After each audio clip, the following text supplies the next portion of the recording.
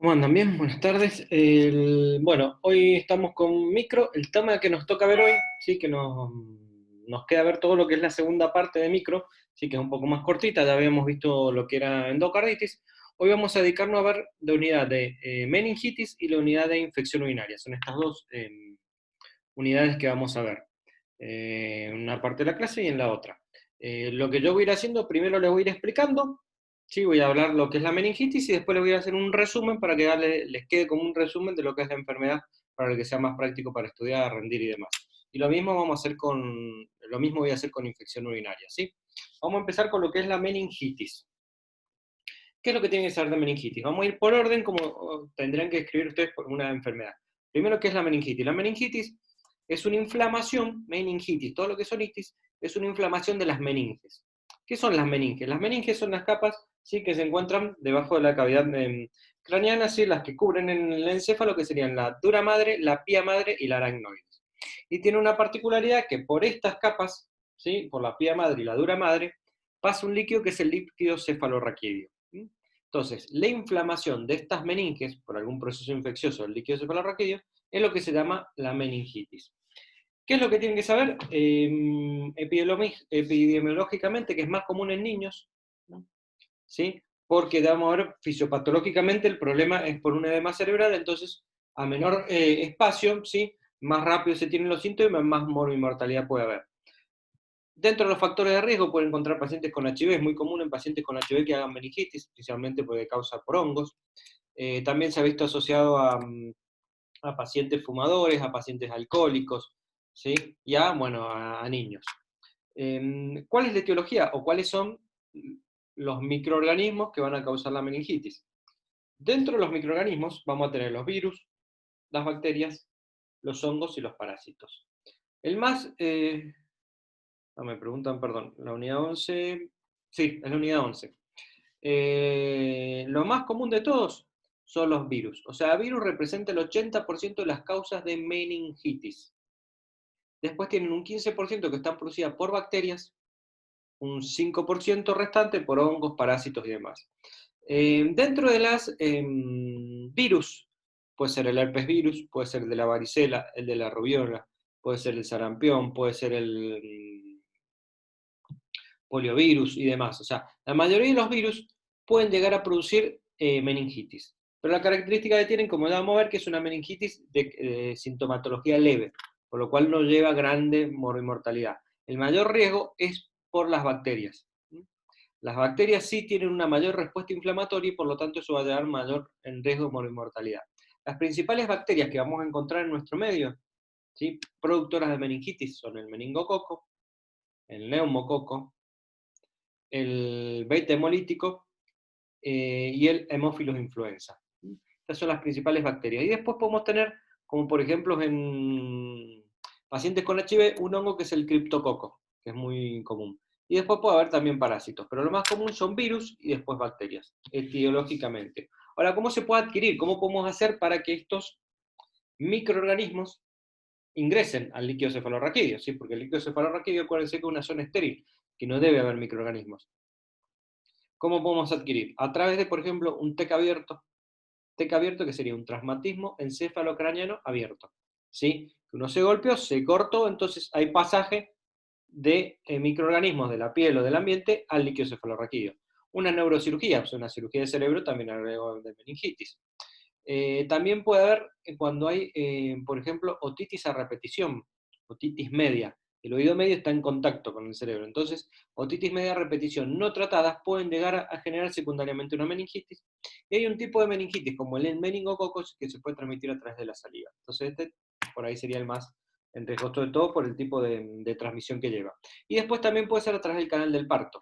Por ejemplo, el streptococo beta hemolítico, ¿sí?, dentro de los 4 que les dije, acuérdense, está el meningococo, el neumococo, el hemófilo influenza, que el hemófilo influenza es más común de las otitis medias, y el estreptococo hemolítico, que se encuentra en el canal vaginal de la mujer y que puede transmitirle y producir neumonía al recién nacido y una meningitis.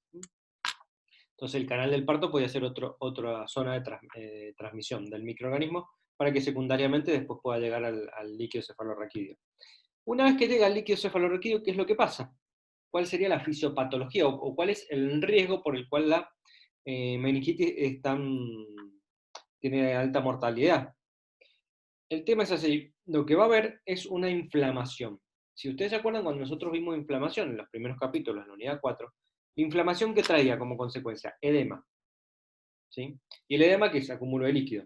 Y usted imagínense, no es lo mismo que se me acumule el líquido en la panza que se me acumule en el cerebro, en donde está todo comprimido, ¿sí? No hay probabilidad de extensibilidad. Entonces, a medida que se va formando edema, cuanto más edema se produzca, ya sea porque pasó mucho tiempo o porque la bacteria produce, o el microorganismo produce mucha respuesta inflamatoria, entonces produce mayor edema, mayor el riesgo. Lo primero que va a tener el paciente van a ser dolor de cabeza, cefalea. ¿Sí? Ocupa un espacio el edema, es como si tuviera un tumor o como si tuviera una hemorragia. ¿Sí? Después, ¿qué va a tener? Fiebre, acuérdense que la fiebre siempre va a estar, que lo va a diferenciar de otras patologías o otras meningitis, que no sea de origen infeccioso, y va a tener una característica de la rigidez de nuca. O sea, el paciente va a tener la cabeza rígida porque no la puede doblar, porque al doblarla va a aumentar la presión del líquido cefalorraquídeo y eso puede generar muchísimo dolor. Entonces está con la cabeza rígida. Fiebre, cefalea, rigidez de nuca. Después va a tener, si sigue comprimiendo, alteración de la conciencia, va a estar desorientado. Después va a tener vómitos a chorro. ¿Qué característica tiene este vómito a chorro? Porque es de origen central, porque el origen está a nivel central. El paciente no va a estar con náusea y vomitando, siente que tiene ganas y vomita. Sino directamente un vómito a chorro, de golpe, sin la náusea previa. ¡Pum! Es como que yo, por ejemplo, ahora me siento mal, tengo ganas de vomitar, me salgo de la cámara, vomito. Cambio, si fuera origen central, ¡pum! Vomito la cámara, no me da tiempo a nada. Esa es la diferencia. Convulsiones puede tener, fotofobia, ¿sí? Que no puede tener el nervio óptico, no puede ver bien la luz, o sea, no puede ver la luz, ¿sí? Tiene que estar oscura. Y eso va a seguir progresando hasta que afecte a nivel del bulbo y va a llegar a un coma y del coma a la muerte. Depende del edema que se produzca. Es como una hemorragia. La hemorragia va aumentando sangre, si lo que pasa es que la hemorragia es mucho más rápido, como, ¿sí? Por eso en 2 o 3 horas hay que operarlo si no tiene riesgo de muerte. Esto es más lento. Pero depende del edema que vaya produciendo, es el riesgo que va teniendo el paciente. Entonces, la fisiopatología es por un edema que se produce a nivel cerebral, que va a producir todos estos síntomas que le acabo de explicar. ¿Cómo nosotros podemos diagnosticarla? Y podemos tener una sospecha diagnóstica por la clínica, o sea, si el paciente viene con cefalea y fiebre, cualquier paciente puede tener cefalea y fiebre por cualquier patología, pero ya la rigidez de nunca no, la fotofobia tampoco, el vómito a chorro. Entonces eso nos están dando indicios, sospecha que tiene una meningitis. Hay una prueba que se llama la prueba de Kerning, que al paciente se lo acuesta en una camilla y se le mantiene el pecho y la cabeza derecha y se le hace levantar la pierna. Y el paciente no puede levantar porque también comprime, aumenta la presión del líquido cefalorraquídeo y produce mucho dolor. Y lo voy a confirmar con una muestra y análisis del líquido cefalorraquídeo. ¿Y cómo yo hago esa muestra? ¿Vieron cuando ustedes hacen que es la anestesia raquídea? Que se pincha, se llega al espacio subaracnoideo, se ve que viene el líquido cefalorraquídeo y se inyecta un anestésico. Bueno, acá ¿qué hace? Se saca el líquido cefalorraquídeo a través de una punción lumbar. Al sacar ese líquido cefalorraquídeo, yo lo tengo que llevar al laboratorio. Y el laboratorio rápidamente me tiene que decir qué tipo de microorganismo es. ¿Sí? ¿Por qué? Porque si yo tengo una bacteria, como van a ver enseguida, lo tengo que internar, le tengo que dar tratamiento, tengo que ver algunos casos a los que convivieron con esa persona, tratar y demás. Y si es un virus, lo mando a la casa. Entonces, fíjense la diferencia y lo importante es saber cuál es. Entonces, a ese líquido cefalorraquídeo que tomaron muestra, se lo ponen 4 tubitos en el laboratorio. El primer tubito, ¿qué le hacen? Lo que se llama un físico-químico. Lo miran y ven qué color tiene. Si es un color transparente, no me está dando indicio que sea una bacteria, pues si no tendría que estar más purulento. Primero. Después se le mide la cantidad de glucosa que va a tener el líquido cefalorraquídeo. Si la glucosa está disminuida, quiere decir que es bacteriano, o sea, una infección por bacteria porque se consume el azúcar. Y después se le hace una prueba, ese es el primer frasquito. Al segundo frasquito se hace una prueba citológica, se ve cuántas células hay de respuesta inflamatoria. Si hay muchas y de polimorfonucleares, también me está diciendo que es una bacteria. Entonces yo con esos 2 frasquitos yo le puedo decir, mira, es una bacteria o un virus. Y sospecha de cuál puede ser. Entonces ahí yo ya puedo tomar una conducta. Después se le hará el bacteriológico, para ver qué tipo de bacteria fue. El virológico, para ver qué tipo de virus fue, si fue un virus. Micológico, si fue un hongo y demás. Pero yo rápidamente tengo que diferenciar si es un virus o una bacteria para saber cómo actuar. Si es un virus, me dicen, tiene un virus, lo que voy a hacer es mandarlo con reposo a la casa, mucho líquido, y tratamiento sintomático. ¿Qué quiere decir? Si le duele la cabeza, un AINE para el dolor de cabeza, si tiene fiebre, algún AINE para la fiebre y demás. Y nada más. Si es una bacteria, el paciente se tiene que internar. Primero le tengo que dar antibióticos, ¿sí? Para frenar, porque yo tengo que frenar esa respuesta inflamatoria para que no progrese, ¿sí? Y tenga mayor riesgo de mortalidad. Primero le doy, entonces, como dijimos, el antibiótico. Después, ¿qué le tengo que dar? Le voy a dar un corticoide. ¿Y por qué le voy a dar un corticoide? Porque si yo lo que tengo es una respuesta inflamatoria, si yo le doy un antiinflamatorio, disminuyo la respuesta inflamatoria, entonces el paciente le empiezan a hacer los síntomas. Le voy a dar un antiepiléptico para evitar que haga convulsiones, ¿sí? Con los riesgos que puede tener, y le voy a dar un AINE para la fiebre y el dolor de cabeza. Depende cómo venga el paciente, también le va a dar un indicio. Si ustedes vienen y le dicen, hay una sospecha de una meningitis y el paciente viene comatoso, quiere decir que está muy avanzado. Ahora, si hay un riesgo de meningitis, el paciente viene con cefalea, quiere decir que todavía no está tan avanzado. ¿Qué quiere decir? Porque esto no son horas como una hemorragia, pero son días. 2, 3 días. Si el paciente no se trata, puede generar un edema que puede dar como la muerte. Y acuérdense que estamos hablando de niños. Entonces es muy importante llegar al diagnóstico. Una vez que llego al diagnóstico, ¿cómo lo trato? Lo voy a tratar con los antibióticos y demás, como en una bacteria, y si es un caso de un virus, acuérdense, el líquido reposo y se lo manda a la casa. ¿Cómo puedo prevenir una meningitis? O sea, ¿de qué manera yo prevengo una meningitis? Con las vacunas. Con todas las vacunas que hay con los virus, ya estoy previniendo todos esos virus. Si yo tengo la vacuna contra un determinado virus, ese virus ya no me va a producir su complicación que es la meningitis, primero. Y después hay vacunas contra el neumococo, el meningococo y el hemófilo influenza. Y contra el estreptococo beta hemolítico yo puedo hacerle una prueba de cultivo de flujo a la mujer embarazada para evitar justamente que tenga un riesgo de contagiar o que el recién nacido adquiera esta bacteria y pueda llegar a generar una meningitis. No es que si la adquiere la genera, es una probabilidad. Pero si es, aunque sea 1 en 100, ese 1 representa el 100% de los casos en esa situación. Entonces, esto es lo que sería a grandes modos lo que es la meningitis. No sé si me quieren preguntar algo de la meningitis, si no yo les voy a ir volviendo a explicar, haciendo un resumen y volviendo a repasar, así ya más o menos le va quedando este tema. No sé si me quieren preguntar algo. ¿Estamos? Bueno, yo les voy a ir haciendo un resumen y cualquier cosa ustedes me van preguntando. Entonces, vamos a empezar con lo que es la meningitis. Bueno, ¿qué dije que era la meningitis? Como definición, es una inflamación de las meninges. ¿Y las meninges cuáles son? La dura madre, la pía madre y la aracnoides. Y entre la pía madre y la aracnoides pasa lo que es el líquido cefalorraquídeo. Entonces, cuando yo tengo una inflamación de este líquido, cuando yo tengo una infección de este líquido, va a producir una respuesta inflamatoria y va a inflamar las meninges, que son las que recubren el líquido cefalorraquídeo. Epidemiológicamente es más común en niños, acuérdense, las meningitis. Etiológicamente, o sea, ¿cuál es la causa? Tenemos un 80%, que esto va a ir disminuyendo. ¿Por qué va a ir disminuyendo? Porque la vacuna da contra los virus hace que haya menos meningitis por virus. 80% viral. ¿Cuál puede ser? El herpes virus, el de la varicela, sarampión, etc. La mayoría. El 15% son bacterias. ¿Cuáles son las bacterias que habíamos dicho? Habíamos dicho el meningococo, el neumococo, el Haemophilus influenza y el beta hemolítico. Y después tenemos un 5%, por ejemplo, parásitos y los hongos.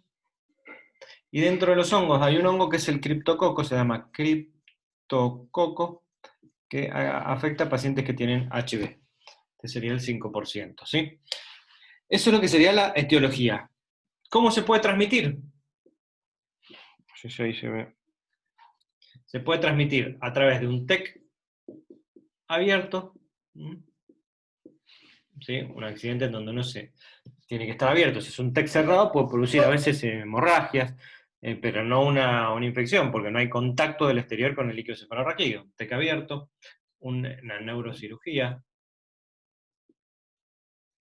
las otitis media, no tratadas, y por ejemplo a través de la saliva, que es en el caso del meningococo. Y también el canal del parto pueden poner, ¿sí? Si quieren. Eso es lo que sería definición epidemiológica más común en niños, la etiología viral bacteriana, parásitos y hongos, y la transmisión. Lo otro que después hablamos que fue cómo es la patogenia, la clínica, el diagnóstico y el tratamiento. Ahora se los voy a anotar.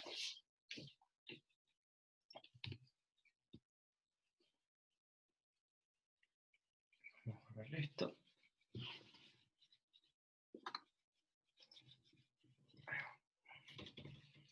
Bueno, vamos con la, dijimos, patogenia. La patogenia. Dentro de la patogenia, yo le dije que ¿qué había primero? Una infección del líquido cefalorraquídeo. ¿Eso que va a producir? Una respuesta inflamatoria. ¿Y eso que va a producir? El edema. Y el edema es el que trae los síntomas. Entonces imagínense que acá está el cerebro, ¿sí?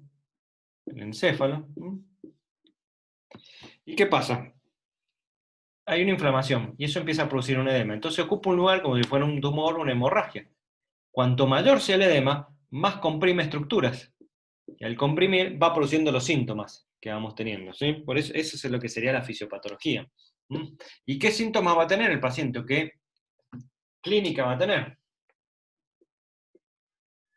Dentro de la clínica va a tener en un 90% de los casos, va a tener la cefalea, la fiebre, va a ser siempre la fiebre porque es infeccioso, y la rigidez de nuca. ¿Sí? Eso en un 90%. Después de un 50 o 70% de los casos, va a tener fotofobia, puede tener los vómitos a chorro, puede tener alteración de conciencia, convulsiones. Esos son síntomas comunes. Entonces, si el paciente viene con cefalea, fiebre, rigidez de nuca, fotofobia, vómito, y bueno, hay una gran sospecha de que puede ser una meningitis. Pero ¿cómo lo confirmo? Con la clínica, más una prueba que se llama prueba de Kerning. O si quieren solamente con la clínica, yo tengo una sospecha. Cuando esa es la prueba de Kerning en la que se acostaba el paciente y se le hacía levantar las piernas. Y lo voy a confirmar con lo que es una punción lumbar. Y en la punción lumbar yo le dije que tomamos 4 frasquitos. El primer frasquito es para hacer el físico-químico. El segundo frasquito es el citológico. El tercero era el bacteriológico. Y el último es el virológico, si hace falta. Y en el físico-químico yo le dije el color del líquido, si es transparente o purulento, y acá la glucosa.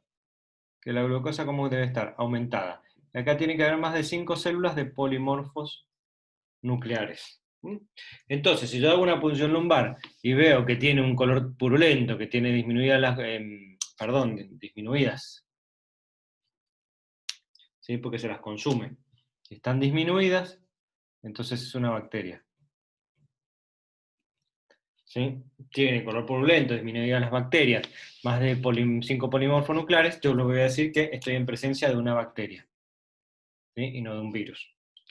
Y ahí el bacteriológico, después veré qué bacteria es, porque también es importante saber qué bacterias son, justamente por la profilaxis, por el tratamiento que uno se hace sin tener todavía el diagnóstico. ¿Qué quiere decir? Cuando yo llego y sé que es una bacteria, directamente le voy a dar los antibióticos que yo normalmente se utilizan en una meningitis pensando en los microorganismos comunes. Para saber cuáles microorganismos comunes, antes tuvo que haberse hecho una epidemiología, por eso es importante saber la epidemiología de todas las enfermedades. ¿Cuáles son los microorganismos comunes? Para uno poder empezar un tratamiento preventivo previo a tener el diagnóstico, no tener que esperar a ver qué bacteria es. Por eso cuando son bacterias menos comunes, más complicado. Entonces ya sabemos cuál es la clínica, ya sabemos cuál es el diagnóstico. Ahora entonces, ¿qué es lo que yo tengo que hacer sabiendo lo que es el diagnóstico? El tratamiento. Y ahora viene lo que es el tratamiento para el virus y lo que es el tratamiento para la bacteria.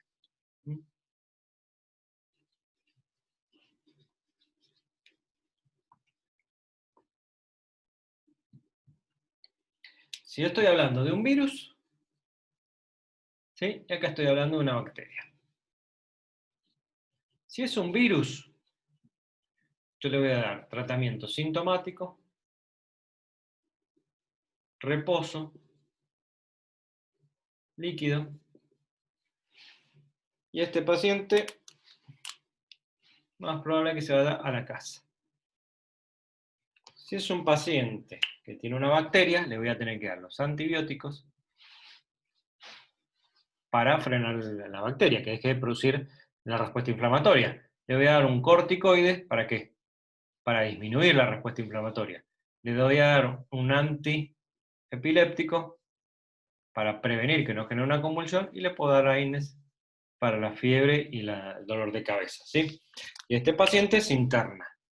Si es un paciente que tiene el meningococo, por ejemplo, va a haber que buscar los contactos y va a haber que hacer un tratamiento a los contactos, ¿sí?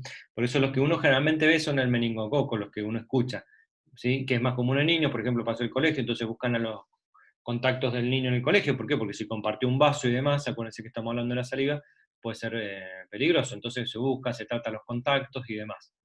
Entonces se aísla el paciente. Entonces fíjense, de nada, mucho. Por eso también hay que controlarlo. ¿Y cómo lo prevengo? Que era lo que habíamos hablado. ¿Cómo hago la prevención de la meningitis?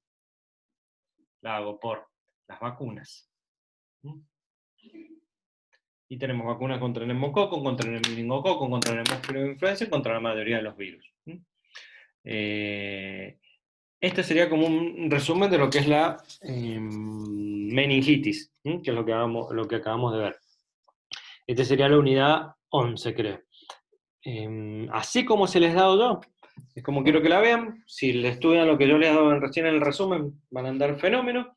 Y siempre acuérdense, siempre de definición hasta prevención, que es lo último. Así van pensando mentalmente y van hablando de la enfermedad y ya en un orden, ¿sí? Porque siempre uno tiene que saber qué es, cómo se produce, qué síntomas va a tener, cómo lo puedo diagnosticar, cómo lo puedo tratar y cómo lo puedo prevenir, siempre en ese orden, ¿sí?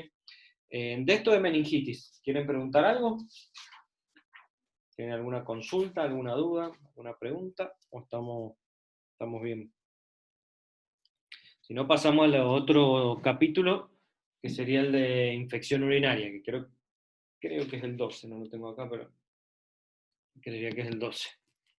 ¿Sí? Vamos a ver hoy meningitis, infección urinaria, y después a la próxima vemos respiratorio, piel, y después nos queda otro clase más con diarrea y ETS, y ahí terminaríamos. Bueno, seguimos entonces. Vamos con infección urinaria. ¿Qué es la infección urinaria? La infección urinaria es la presencia de bacterias en orina, por la cual se producen síntomas. ¿Qué quiere decir? Normalmente, salvo la uretra externa, la vejiga no debe tener microorganismos. Cuando aparecen microorganismos en la vejiga, estamos diciendo que hay una bacteriuria, hay bacterias en la vejiga. Cuando ya pasa un número determinado, que se reprodujo una determinada cantidad, más de 100.000 colonias de bacterias, ahí unidad 13. Bueno, ahí sí puede ser, sí, la 12 es respiratoria.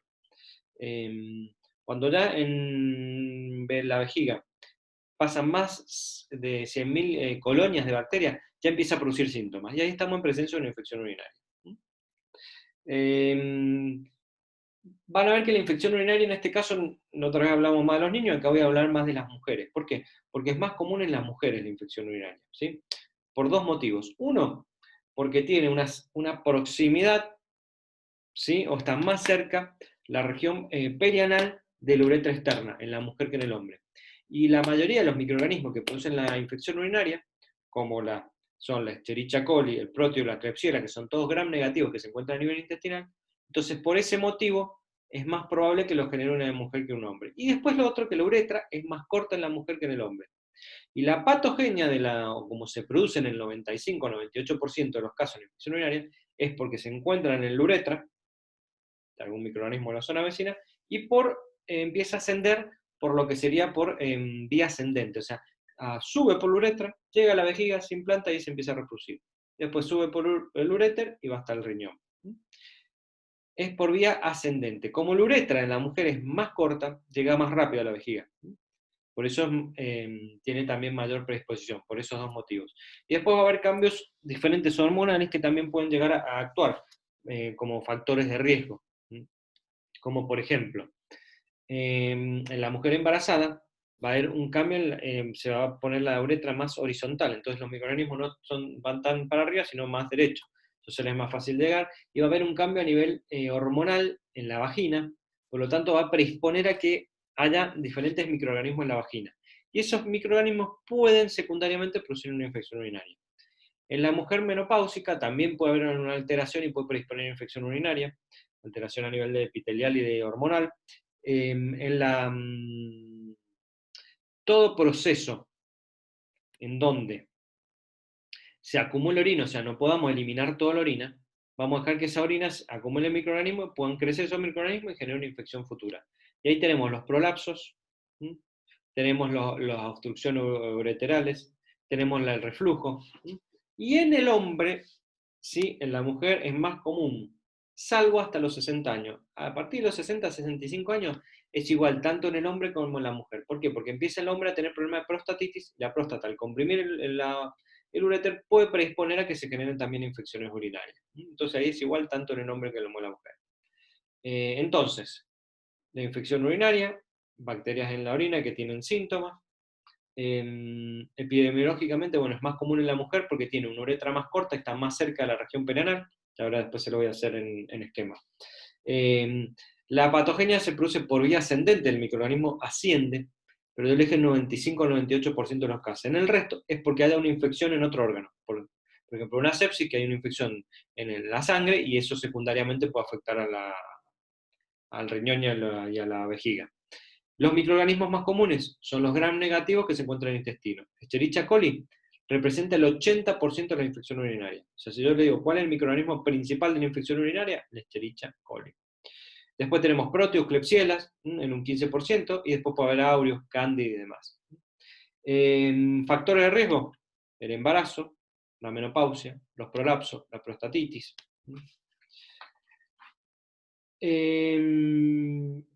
Otra de las cosas que tienen que saber es que la infección urinaria, nosotros para clasificar, para dar los síntomas, la vamos a clasificar en lo que es infección urinaria alta e infección urinaria baja. Infección urinaria alta se refiere al riñón, cuando la infección está en el riñón, la parte alta, riñón. Y baja cuando está en la vejiga. Cuando hay una infección urinaria baja, va a tener disuria, polaquiuria y tenesmo. ¿Qué es esto? Disuria es el ardor y dolor al orinar.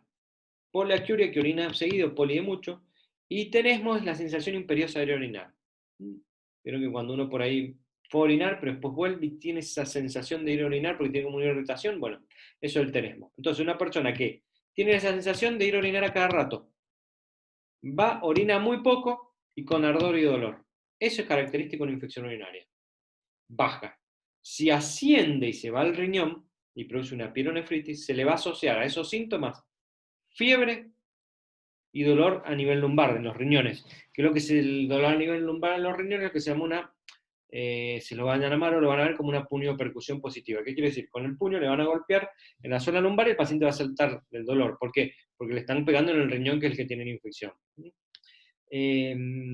¿Cómo hago el diagnóstico? Puede haber una sospecha clínica, como le dije, paciente con dolor, ardor al orinar, disuria, polaquiuria y tenesmo, pero el diagnóstico definitivo se hace por un análisis de orina. No un fresco. El fresco por ahí funciona, el fresco que es que toma una gotita, también hay un microscopio en fresco, puede tener varias alteraciones porque puede estar mal tomada la muestra. El que nos va a dar una muestra más exacta o que nos hace más diagnóstico de infección urinaria es el urocultivo. Es tomar una muestra de orina y cultivarla. Ahora, ¿cómo se toma esa muestra de orina? Que eso también es importante. Van a ver qué es lo que se llama el chorro medio. ¿Qué quiere decir esto? Si nosotros, cuando orinamos, eliminamos los microorganismos que pueden estar en la vejiga y los que están en la uretra. Cuando yo barrí con el primer chorro los microorganismos que están en la uretra, con el segundo chorro traigo solamente los que están en la vejiga. Eso es lo que se llama micción limpia o chorro medio, para tomar la muestra. Una vez que tomé la muestra, 2 horas a temperatura ambiente, 48 horas en una heladera. Entonces, si yo me voy a demorar en llevarlo, lo tenemos que dejar en la heladera, no a temperatura ambiente, porque se altera y no nos va a servir después. Una vez que yo tengo el diagnóstico, ¿cómo lo voy a tratar? Si es una infección urinaria baja, muchas veces se le puede dar hasta que tome mucho líquido. Entonces, al tomar mucho líquido, ¿qué pasa? Orina mucho y barre, y puede barrer los microorganismos y con eso anda bien. Otras veces se le puede dar por 3 días un tratamiento con un antibiótico, una pericilina, una ciprofloxacina, 3 días. Si es una infección urinaria recurrente, ¿qué quiere decir? Que tuvo una infección, se curó, volvió a tener otra, tuvo una infección, se volvió a curar y tuvo otra. No es lo mismo recidiva que reincidente. O sea, ¿qué quiere decir? Si yo me recidiva la enfermedad, ¿qué quiere decir? Que yo tengo una infección urinaria, me estoy curando, no me alcanzo a curar y me vuelve a aumentar el microorganismo, porque no me hizo efecto el antibiótico, por ejemplo. Eso es una cosa. Ahora, recurrente, ¿qué quiere decir? Que yo la tuve, me curé y al mes me volvió a pasar. Entonces ahí ya tendré que ver cuál es la causa. Porque hay algo que me está haciendo que yo tenga infecciones recurrentes. Por ejemplo, les doy un ejemplo que a veces pasa en las nenas cuando son chiquititas. Están aprendiendo a ir al baño. Entonces, ¿qué pasa? Se limpian de atrás hacia adelante. Entonces se llevan todos los microorganismos de la zona de perianal a la uretra. Entonces van teniendo infecciones. ¿Y qué pasa? Se va a curar cuando va al tratamiento, pero después se va a volver a enfermar. ¿Qué tengo que hacer? Una vez que aprenda a limpiarse bien, ya está. Entonces tengo que ver cuál es la causa cuando es recurrente. Pero a veces hay causas como por ejemplo los prolapsos, que hay que esperar a uno a hacer una cirugía, o por ahí no se puede operar, o menopausia y demás. En esos casos, lo que se utiliza mucho es un tratamiento que son un fruto rojo que son los arándanos. Los arándanos, que vienen en jugo, vienen comprimidos, es una fruta. Al ser una fruta, ¿qué bueno tiene? Que yo puedo estar tomándolo un año seguido y no me pasa nada. No como un antibiótico, no voy a estar un año tomando un antibiótico, una droga y me va a traer consecuencias. Entonces se da mucho para las infecciones urinarias recurrentes, por ahí para la aparición antes que se tenga que operar o por ahí tiene que prepararse y todo para que no siga teniendo infección urinaria y demás, porque tiene una propiedad especial el arándano, que no permite que se adhiera la Escherichia coli a la pared vaginal. A la pared vaginal, escúchenme, a la pared vesical, a la vejiga. ¿Sí? No permiten que esas cilias que tiene la Escherichia coli vayan y se peguen a la vejiga. Entonces, de esa manera, es como que van cayendo y no permite que se produzca una infección urinaria. Eh, También en las recurrentes se puede tratar la causa, y también en las recurrentes viene un medicamento que es la nitrofurantoína, que a veces se puede utilizar por 7 días, suspender y ver qué pasa. Pero por ahí la nitrofurantoína se utiliza más en el embarazo, ahora lo vamos a ver. Y la pielonefritis, cuando es una infección urinaria alta, acá piensen que estamos hablando, por ejemplo, como compararlo, que si yo tengo una angina, como una infección urinaria baja. Ahora, si yo tengo una neumonía, es con una infección urinaria alta, es algo más grave. Entonces, si yo tengo una infección urinaria alta, 14 a 21 días con tratamiento antibiótico y dependiendo del estado del paciente, en domicilio o internado. Si es un paciente que tiene comorbilidad y tiene riesgo, va a tener que estar internado. Si no, se puede manejar en domicilio con tratamiento antibiótico, como una neumonía. Eh,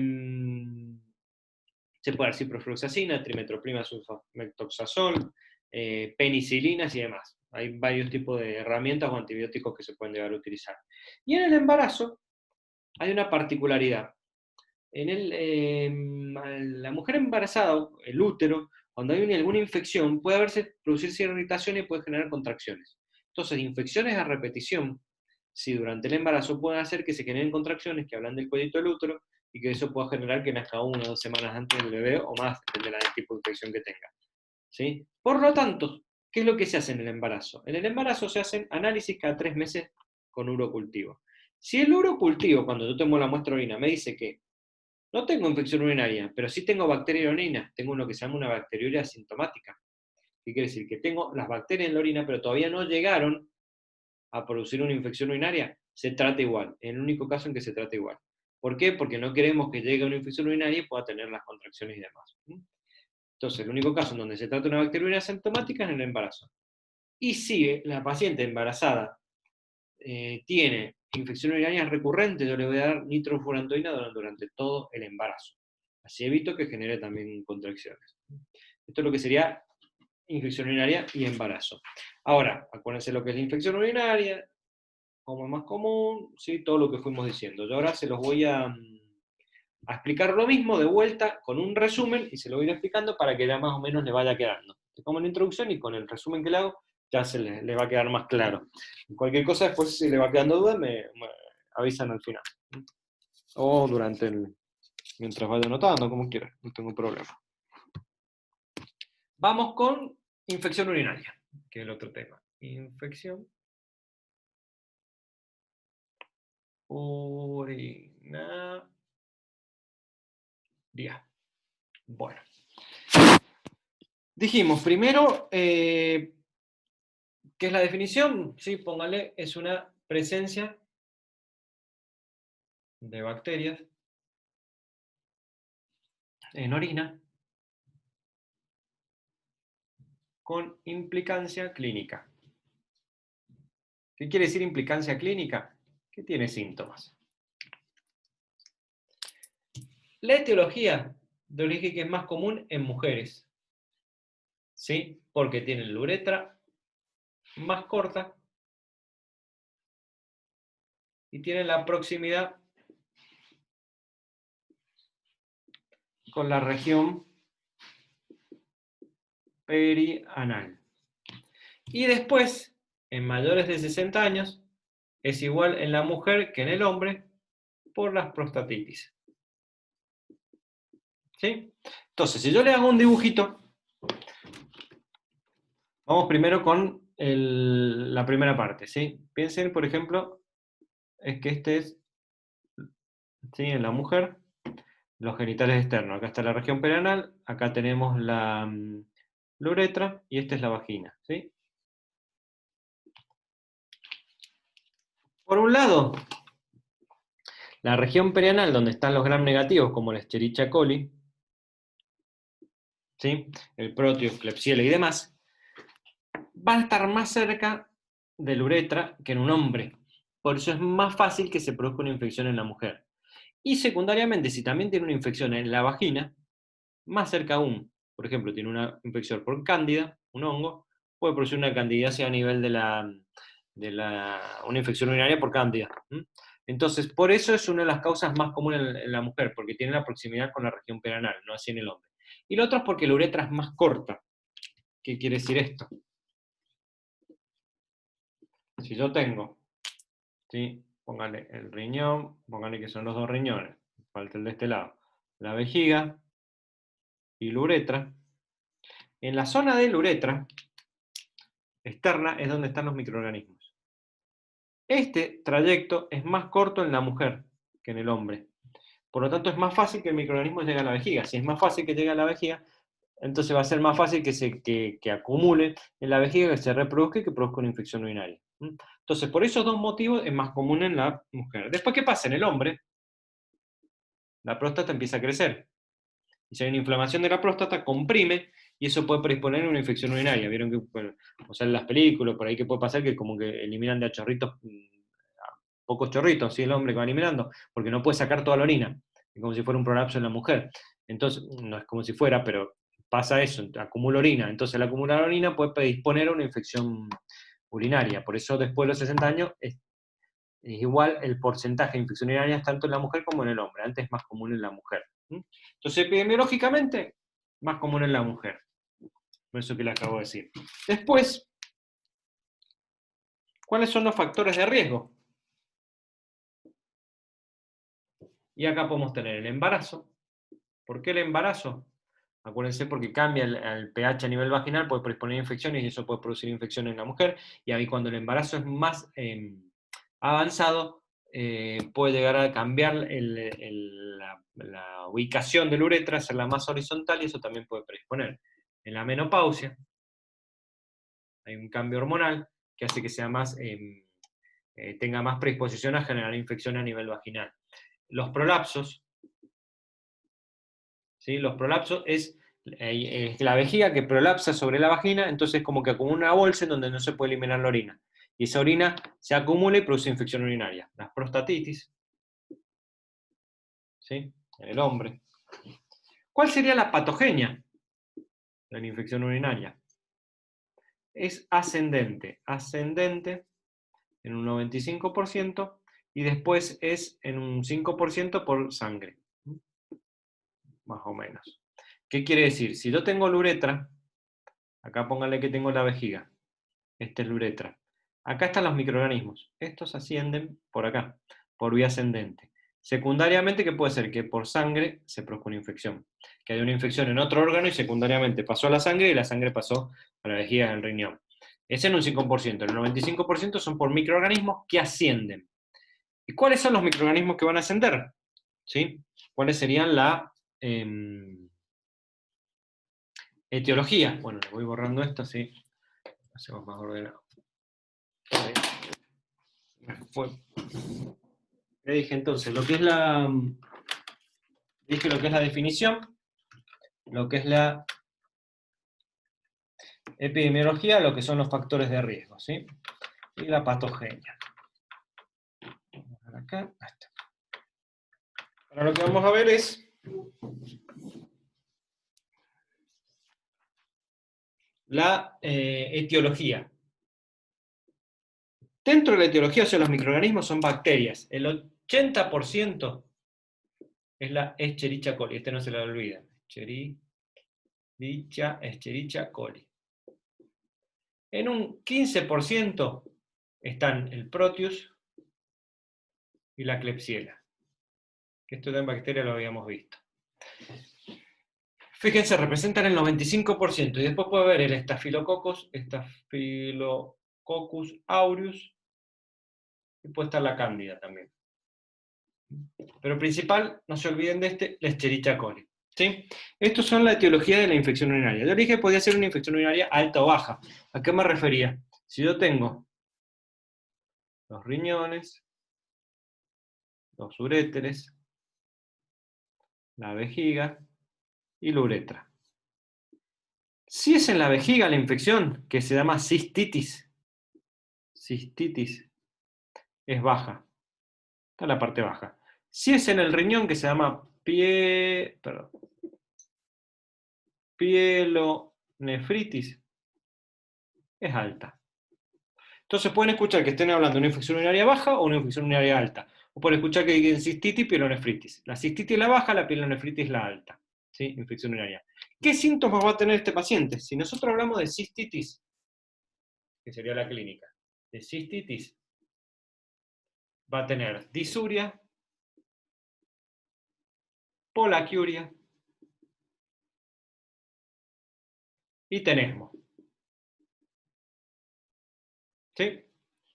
Disuria, ardor o dolor al orinar, polaquiuria, orina, poli de mucho, orina seguido, tenesmo, sensación imperiosa de orinar. O sea, tiene ganas de ir a orinar, cuando orina poquito y con dolor y ardor. Sí, tiene una pielonefritis. El paciente va a tener a estos 3 síntomas, se le va a sumar la fiebre y el dolor lumbar. ¿Sí? ¿Por qué el dolor lumbar? Porque la zona lumbar es donde se encuentran los riñones. ¿Sí? La vejiga está en la parte de adelante y después por los uretes van yéndose a la parte posterior hasta llegar a la zona lumbar. Fiebre y dolor lumbar. Entonces, la cistitis y la pielonefritis. Esta sería la clínica. Ahora, ¿cómo yo hago el diagnóstico? Que es lo otro, que ahí les quiero explicar lo de la inyección limpia. Borro esto y lo cerramos el otro.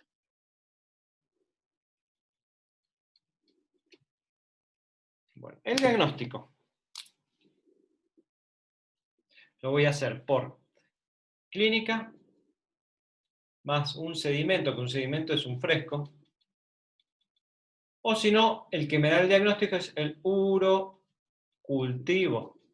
Este es el principal, ¿sí? Ahora, lo que yo les quería explicar, que les había dicho, pónganle que tienen la vejiga, la uretra, ¿sí? Y tienen un frasquito. Acá yo tengo acá tengo pónganle un Escherichia coli.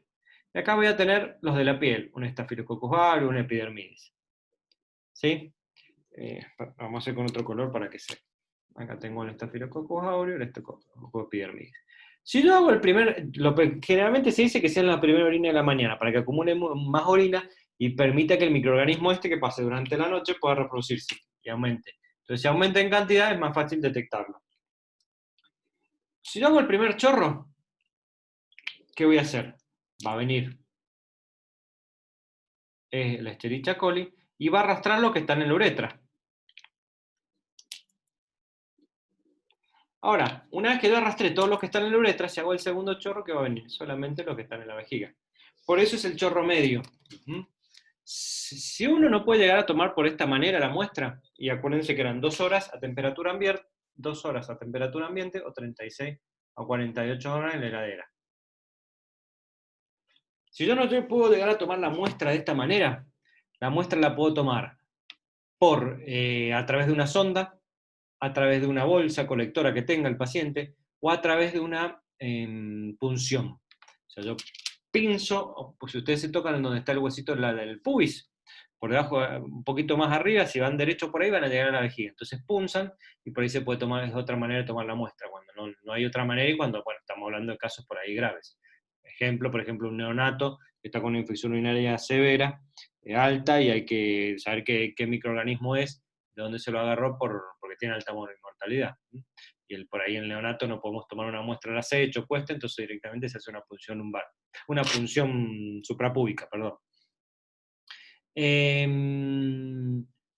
Tomo la muestra, acuérdense del chorro medio siempre y de poder mantenerlo en la heladera si vamos a demorarnos en tomar la muestra. Una vez que tomo la muestra me dice, sí, tengo una infección urinaria. Ahora yo tengo que ver cómo la voy a tratar.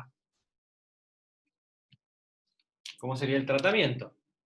Si es una infección urinaria baja, una cistitis, le voy a dar líquido y le puedo dar 3 días de una penicilina. Si es una infección urinaria baja, pero de una cistitis, por ejemplo, cistitis recurrente,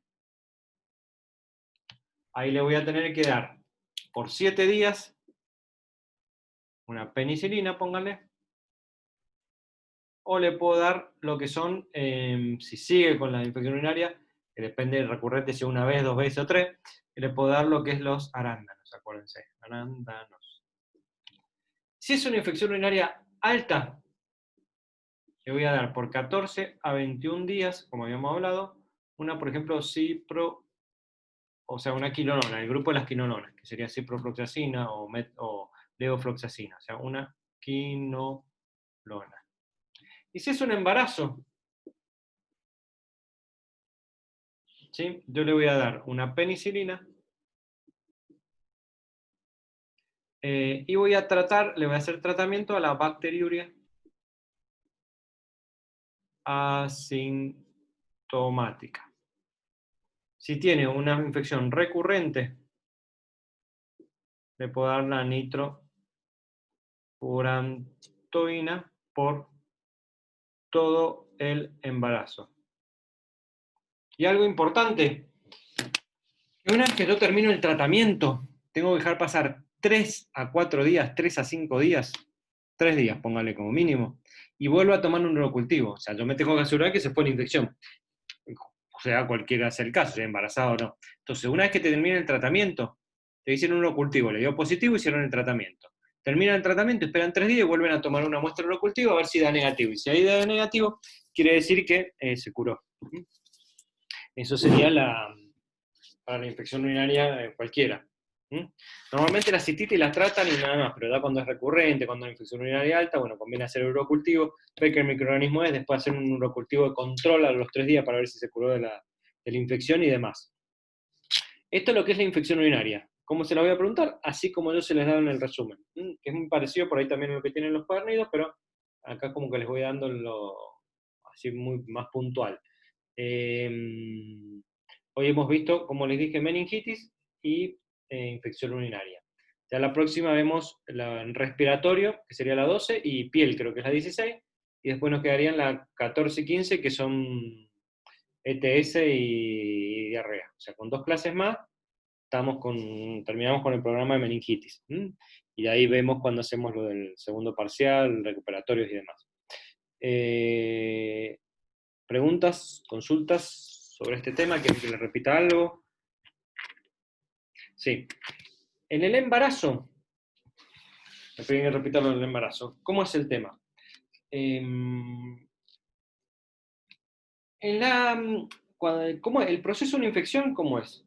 Ingresa el microorganismo, asciende por la uretra, llega a la vejiga y ahí se empieza a reproducir. Ahora, ¿qué pasa? Cuando se empieza a reproducir, el paciente no tiene nada de síntomas.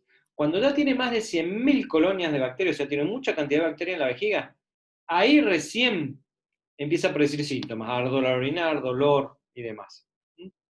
En el embarazo, ¿qué pasa? Cualquier proceso que produzca infección puede generar contracciones, ¿sí? Y eso puede generar, aunque nazca antes el bebé o no, bueno, puede haber una probabilidad. Entonces, uno trata de que no haya infecciones. Por eso van a ver que le controlan a la embarazada hasta que no tengan caries. Si se produce, entonces, ¿qué es lo que se hace como para evitar que se produzca una infección en la embarazada? Se le pide un urocultivo cada 3 meses. Si el urocultivo, el cultivo de la orina, me dice, hay bacterias en la vejiga, pero no están produciendo síntomas todavía. Si fuera una mujer que no estuviera embarazada, no se hace ningún tratamiento y se le dice que toma líquido. En la mujer embarazada, en ese caso, se hace un tratamiento para evitar que pueda llegar a progresar una infección urinaria más adelante.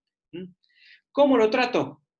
Si es una infección urinaria común, es la primera infección urinaria que tiene en el embarazo, que es normal, se le puede dar una amoxicilina por 7 días.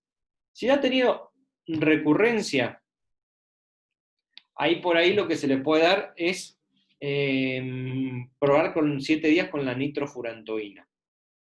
Y si sigue teniendo recurrente y no hay cómo frenarlo, se le da nitrofurantoína durante todo el embarazo. Desde que se agarró, desde que se decidió hasta que termine el embarazo. De esa manera se evita que no tenga infección urinaria. Si es una infección urinaria alta, o sea que tiene una pielonefritis estando embarazada, se hace 14 a 21 días y muchas veces, dependiendo si le genera o no contracciones y le tapa el embarazo que esté, o lo hace en la casa o por ahí a veces interna, ¿sí? Para que se mejore. Depende de muchos factores. No es lo mismo una mujer embarazada que es una mujer que tiene predisposición a generar infección urinaria, se queda embarazada, que una que se quedó embarazada y nunca tuvo y tiene, o sea, varían un montón de cosas, pero eso es más o menos cómo es el manejo en el embarazo. No sé si había algo puntual de la mujer embarazada que me querías preguntar, o era más o menos eso que le acabo de explicar, o si se entendió. ¿Sí?